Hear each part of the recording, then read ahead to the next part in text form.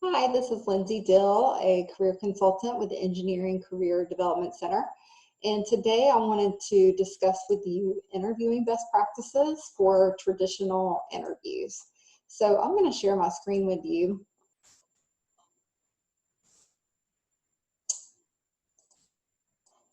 All right, so these are interviewing tips and just kind of a run through of what you can expect from your interview. You could be new to interviewing. This might be your first experience with going through a traditional interview. So these are just a few tips and things to expect. So typically this is going to be sort of the process that a traditional interview is going to follow. Typically, there's greetings and small talk at the beginning of the interview. A lot of, hey, how are you? It's nice to meet you, that kind of thing, courtesies. Then the interviewer gives details of the position and the organization typically. Interviewer asks you questions, and then you ask the employer questions at the end. And then the closing is usually you asking about or the employer telling you about the next steps in the process.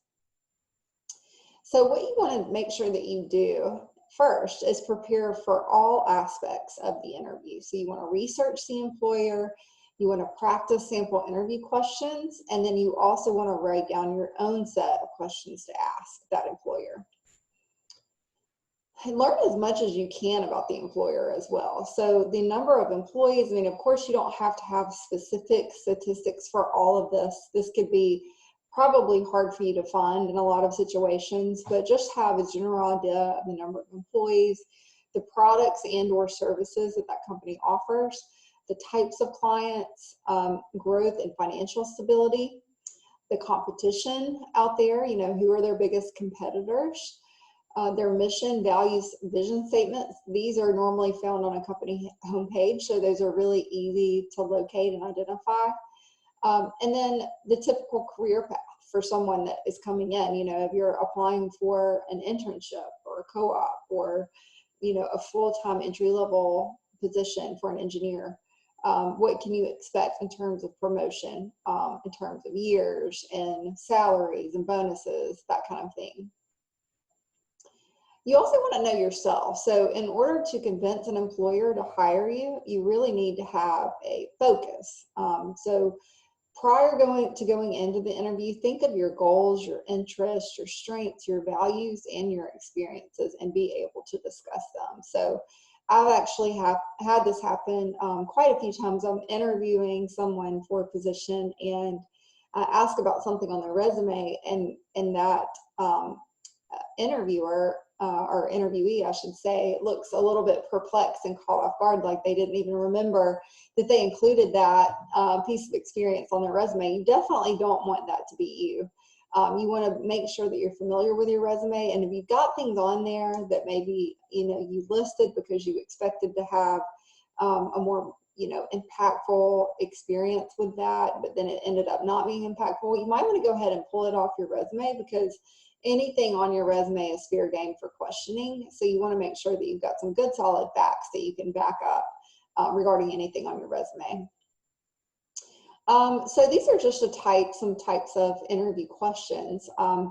Oftentimes the questions are going to be broad-based, like, why do you want to work for us? That's a very general question. That might be one of the very first questions that is asked of you. What are your strengths and weaknesses? No one ever really likes to reveal their weaknesses. We never want to come clean about the things that might cause someone not to want to hire us, but I think it's important to answer that question truthfully, just because self-awareness is a big attribute that employers look for, and we do all have weaknesses. So I think it's important that you know yours, and that what we recommend is that when you answer that question, just make sure you flip it around to a positive and say, this is a weakness for me, but these are the steps that I have in place in order to overcome or improve upon that weakness. Why did you choose this career?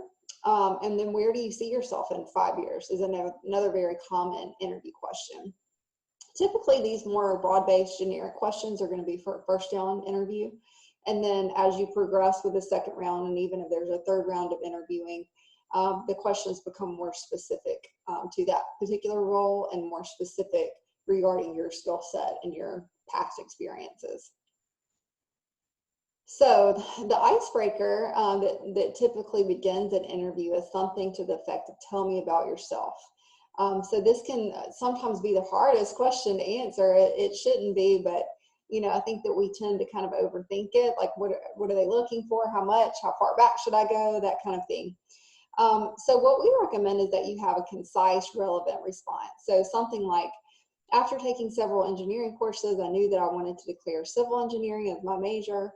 I completed an internship with XYZ during my junior year, and that experience convinced me that working for this company was exactly what I wanted to do.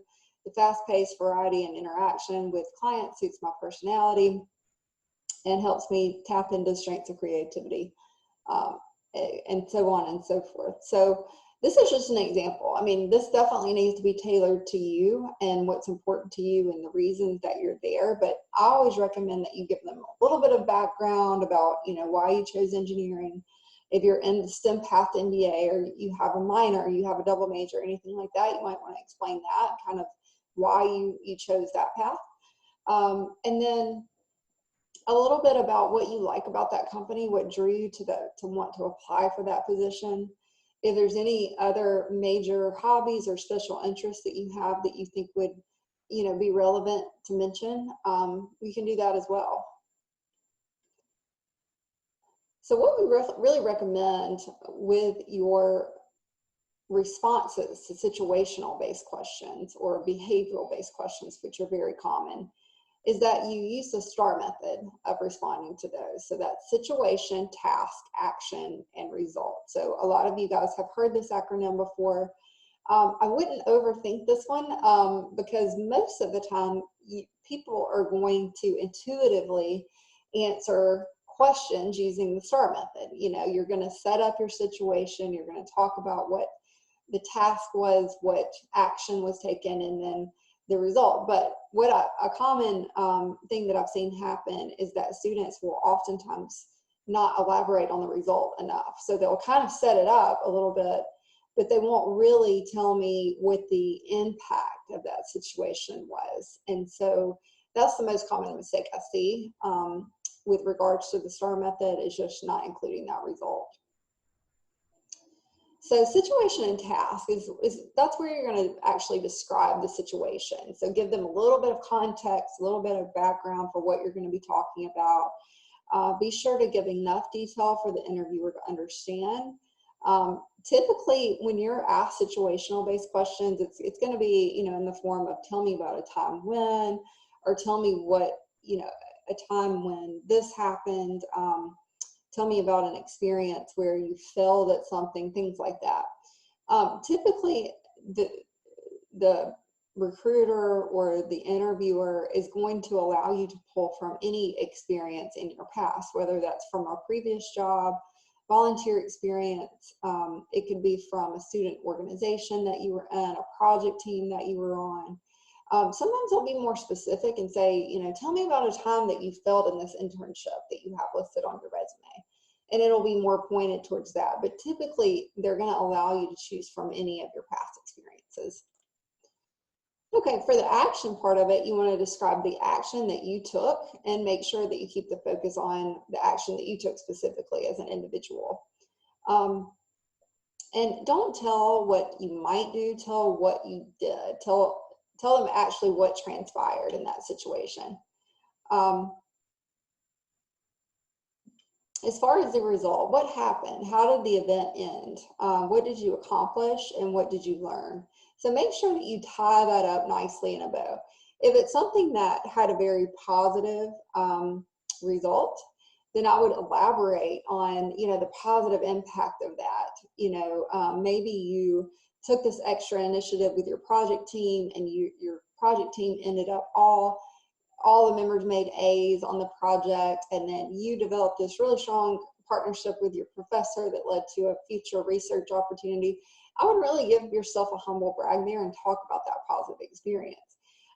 If it's maybe something that could have a negative connotation, maybe they've asked you a situational based question like, tell me about a time that you failed at something. In that situation, I would try to put a positive spin on it and say, I procrastinated in my organic chemistry class. I didn't do as well as what I expected to do. I ended up having to retake the class, but you know what? I learned a really valuable lesson. I never let that happen again. I don't procrastinate anymore. You know, just let them know that, you know, there was a positive impact that came from kind of a negative situation. So sample behavioral-based questions, like I said, a lot of times they're going to begin with something like describe a situation in which you employed good time management skills, had to persuade someone to do something, had to make a split decision, had to go beyond the call of duty, things like that. You could also be asked to give an example of a time when you had to work independently to complete a job project. So this is just an example of how, in the S part of that acronym, you could set up the situation. I'm not going to read all of these to you. You can read those for yourself, but this is just an example of how you can set up that situation. Okay, and this is going to be another example of describing the actual task. You can see here the person talks about making recommendations based on the results of a comparative analysis. This is an example of describing action. You can take a look at that. And this is an example of stating the result of what happened. You can see in this particular situation, recommendations were made to reverse website based on the results of that person's analysis. Okay, so some questions to ask of them. Typically at the end of the interview, once all of the questions that that recruiter wants to ask have been asked, they will turn it over to you and allow you to ask your questions. And you want to make sure that you do have questions. That's just, it demonstrates interest on your part, and it shows that you've done a little bit of homework prior to coming into the interview, and that you're really engaged. I think sometimes it's a bad look to say, I don't have any questions, you know, at the end. So what is a typical day like for this position? How are employees trained or evaluated? Does each employee have a mentor? What type of assignments might I expect? What is the biggest challenge the organization faces? Really anything that you do not know. I know a lot of times, oftentimes this has happened to me where I've had a set of questions and some of them ended up being answered within the interview. So in my mind, I mentally kind of scratch those off because I'm not going to ask something that was already covered.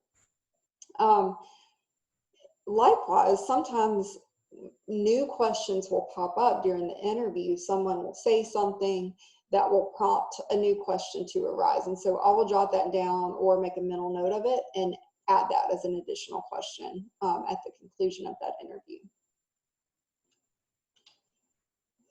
One thing, I'm going to go back to that slide. One thing that you don't want to ask, you know, if it's a first round interview, maybe even a second round interview, you don't want to get into the nitty gritty of the salary, the benefits, anything like that until you're actually given an offer. That's when those conversations are going to happen. We have another PowerPoint presentation that you can take a look at that's all about salary negotiation and evaluating job offers. That's not going to happen during a traditional interview, or it shouldn't happen during a traditional interview. The interview and the questions that you ask need to be based solely on the job, the organization, the management, that kind of thing. Okay, after the interview, inquire about the next step. Make sure that you're on the same page with that interview committee or that recruiter regarding when you should hear back, how many, you know, sometimes they'll volunteer how many people they're bringing back, where the next interview will be held, that kind of thing. Close with a smile and handshake. Send a thank you note to everyone with whom you interviewed. This is a very important step that we recommend for everyone. Traditionally, thank you notes were written, handwritten, and mailed. Now I recommend, just because you never know how quickly that interview committee is going to progress with the next round of interviews. So I think it's very appropriate to send an email thank you letter. I would still make it very formal, still address everyone individually and send any individual emails to the different people that you interview with.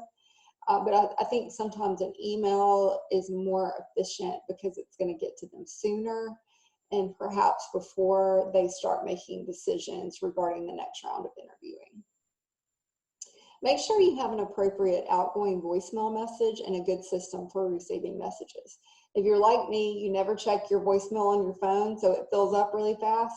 That would be a disaster if a recruiter were to call you and not be able to get through. So just make sure that you do have a working voicemail and that you've got an appropriate outgoing message. Make the first impression a good one. So make sure that you arrive about 10 minutes early, unless they ask you to arrive maybe even sooner for anything that you need to complete ahead of time, or any kind of tour that they might want to give you. Be pleasant and professional to everyone. So, the people that you sign in with, if there's a front desk area, be courteous to them. Ask them how their day is going. You're interviewing with every single person that even makes eye contact with you. So just make sure that you are courteous and polite to everyone. Posture, hand expressions, and handshakes are always very important. These are kind of nonverbal body language cues that those recruiters are going to take notice of. So make sure you have good posture. You sit up straight with your legs uncrossed or crossed up ankles. Stand straight with shoulders and back and eyes ahead if you're standing up. Make sure that you smile a lot. A lot of times people can be very rigid in interviews because they get nervous and kind of clam up a little bit. Make sure that you smile and that you exude that enthusiasm for that position and for being given the chance to interview. Offer a firm but not too firm handshake. And also just remember that practice makes perfect. Interviewing can be very nerve-wracking for most of us, but the more you do it, the more comfortable you become with it. And I'll also say, you never really know what type of situation to anticipate when you're walking in an interview. Some interviews are one-on-one, more casual. Then you've got some interviews that might have multiple people and be a lot more formal and a lot more structured. You never really know, or a lot of times, oftentimes you don't really know what you're going to be walking into. So just be prepared, and be adaptable to that. We offer mock interviews through our office. You can also do a video mock interview through Interview Stream.